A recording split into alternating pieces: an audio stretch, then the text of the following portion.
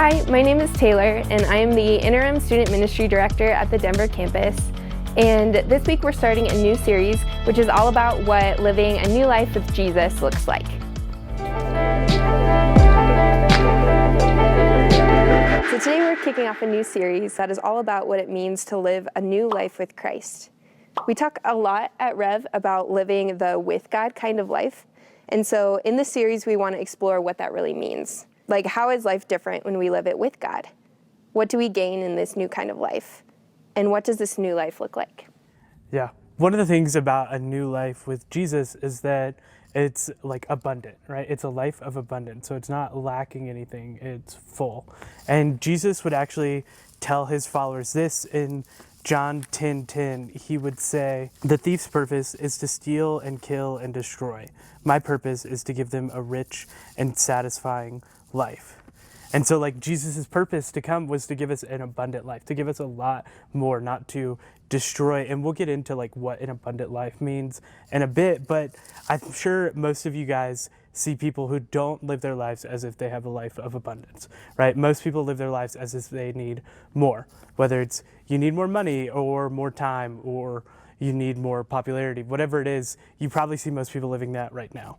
Like even currently in quarantine, right? You see people who are like, I need more toilet paper. Like for whatever reason, one person bought toilet paper because they didn't understand what kind of virus it was. And now we're all living in this place of like, I need more toilet paper because I don't have enough. And that's how a lot of us live our lives. Instead of living a life of abundance, like what Jesus offers, we live a life of, I need more. So I totally get this mindset. Now, I didn't go out and buy a whole bunch of toilet paper when this whole thing started, but I understand the fear of not having enough. And for those of you who like the Enneagram, I am a type 5. And for those of you who don't like the Enneagram or have no idea what I'm talking about, basically what that means is that I have a constant fear of not having enough. Not enough time, not enough energy, basically just not enough means to get things done. And it's something that I constantly have to deal with, and honestly, it's something that holds me back sometimes. Sometimes I don't take opportunities because I'm afraid I won't be enough to meet the need or the challenge that's in front of me. For example, when I was younger, I played soccer, and I'd always get super nervous before the game because I was so afraid that I wouldn't be fast enough or good enough or have enough energy to beat the other team or even make it all the way through the game. And sometimes I got so in my head about it that I wouldn't play well during the game. It was almost like I gave up before I even got started. And it was all because I was just so afraid that I wouldn't have enough to meet the challenge in front of me.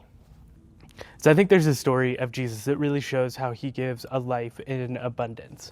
And it's in John 6, if you want to follow along.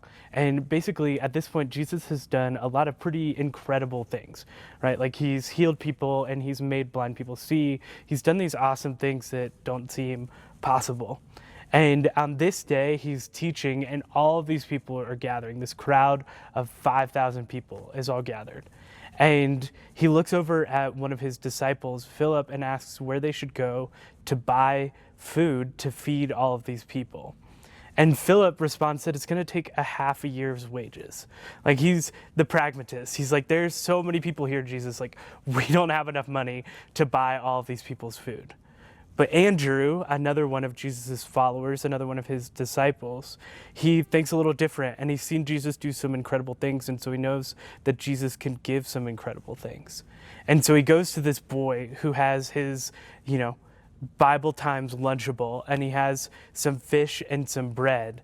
And he takes it back to Jesus and he's like, hey, this is just a little bit, but I'm sure you can do something with it. So Jesus has taken this Lunchable worth of food and feeds everybody. He gives thanks, he breaks the bread, and he just starts handing it out.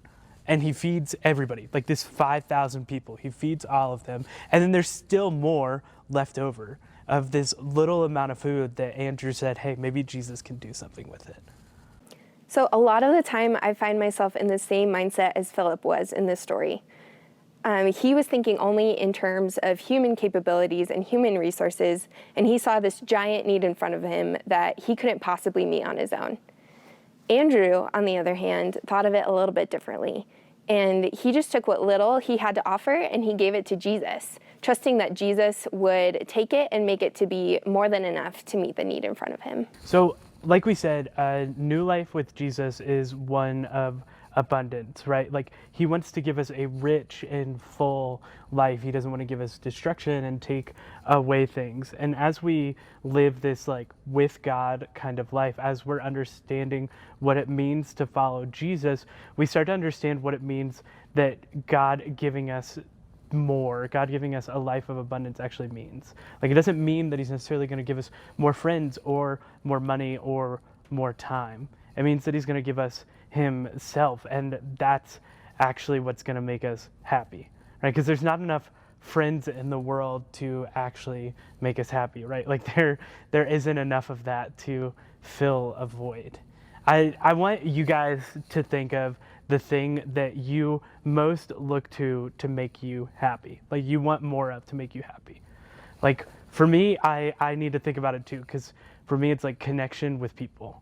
Like, I always just want like more time with people, more lunches with people, more times getting coffee with people or ice cream. Like, I just want more of that, right? And right now, whatever you're thinking of is probably like me, of you can't get more of that right now. Like, maybe you had a job before all of this and now you don't, and so it's a little hard to get more money, right? There's probably something that you're thinking of that it's like, I can't get more of that right now.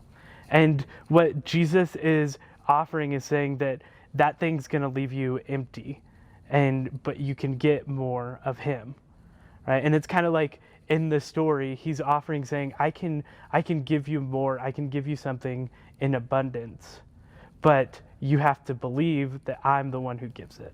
Yeah, exactly. Just like with the crowd and the bread, like you said, the life that Jesus offers us is one of abundance. And he wants to give us what we need, but that's not necessarily like more friends or more popularity or more money.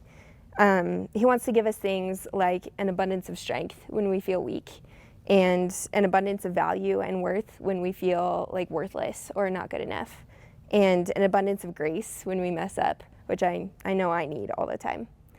And so this week I want to challenge all of you, and I'm challenging myself too, to focus on the things that Jesus has given you an abundance of. And that might be an abundance of patience in this time when we're stuck at home with our families. It could be an abundance of hope in this difficult time. Along with that, I want to challenge you to think about what areas of your life that you're trying to find satisfaction without Jesus. How could relying on Jesus maybe fill those needs and make your life new and change it in a way that's for the better? Hey guys, thanks so much for hanging out with us today. We miss getting to hang out with you guys in person, but we're glad that you guys tuned in to watch with us, and we hope to see you all soon.